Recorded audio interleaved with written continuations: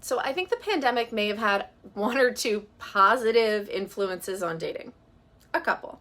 So bear with me. The first is that it did force people who were like online dating to slow down because we were locked down for a lot of time. A lot of people weren't meeting up and going out on a lot of dates. So instead, there were a lot of like virtual dates and video calling and talking. So it slowed dating down from the pace that we kind of do it currently, which is pretty fast, right? Swipe, swipe, swipe, meet up. Some people are meeting up with more than one person in a night, to kind of narrow the field quickly and efficiently. So it meant that you kind of got to know somebody a little bit more before becoming intimate, which you could argue is a positive.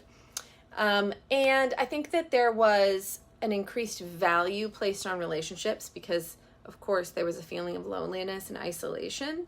So we started kind of prioritizing relationships more, I think, than we did before the pandemic.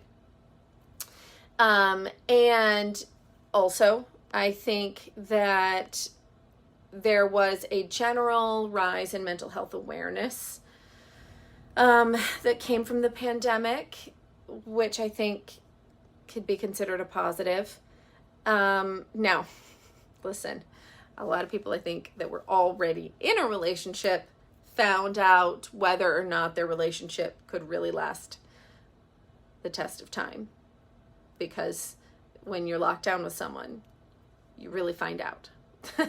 That could be considered a positive, even if it's a negative in the short term, to really figure out if that relationship is right for you.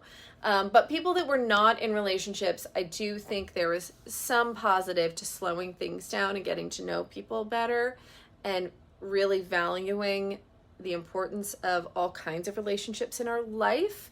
But don't mistake me. I do not want to go back.